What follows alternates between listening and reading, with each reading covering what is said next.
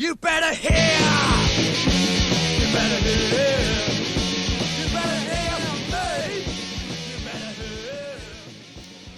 Mention Southend-on-Sea in casual conversation to anybody that doesn't live here, and it's not unlikely that the response will be a condescending snigger about Essex Girls, White Van Man, or a reality TV show The Only Way is Essex. But there's always been more to Southend than these often grotesque stereotypes. Close enough to the heart of London to get there in under an hour on the sea-to-sea line, Southend is also far enough away to have evolved its own distinctive cultural heritage and identity. The story of that other Southend is told through the fanzines, people's papers and community magazines made in the town over the last 50 years or so. Utilising typewriters, scissors, glue and electroset and newly emerging word processing and desktop publishing technology, these publications were independent, small circulation and self-produced, either by enthusiastic individuals or small collectives and community groups, and reproduced using whatever resources were to hand.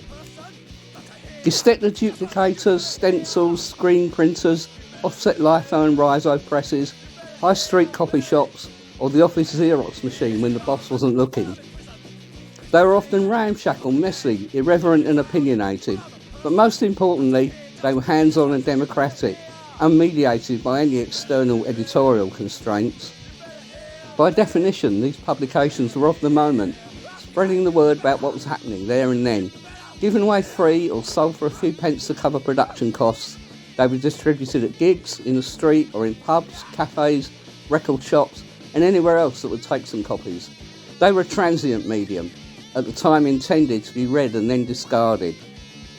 Today they provide not only snapshots of Southend's youth and other subcultures over the last decades, but also a record of participants' direct experiences of a history from below, unlikely to be documented in the minutes of Southend Borough Council meetings or the archives of the Evening Echo newspaper.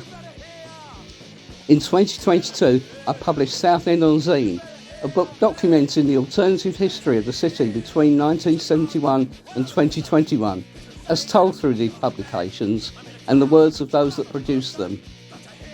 During my research, I gathered a wealth of material, including artefacts, oral histories and interviews, several of which I wasn't able to use for the book, but which opened up many portals into an otherwise lost or undocumented non-official other history of this city.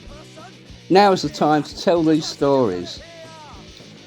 The You Better Hear podcast is an expansion of the territory initially opened up by the book project, capturing, amplifying and celebrating these hidden voices. The places, faces, spaces and traces, including Southend's rich music history, the rock, punk, jazz, reggae, free improv and experimental scenes, and its clubs and venues. The LGBTQ histories, women's histories, art and cultural projects, protest, activism and anti-racist resistance, street theatre events and much more, linking this with the practice of present-day local zine makers and community and arts activists.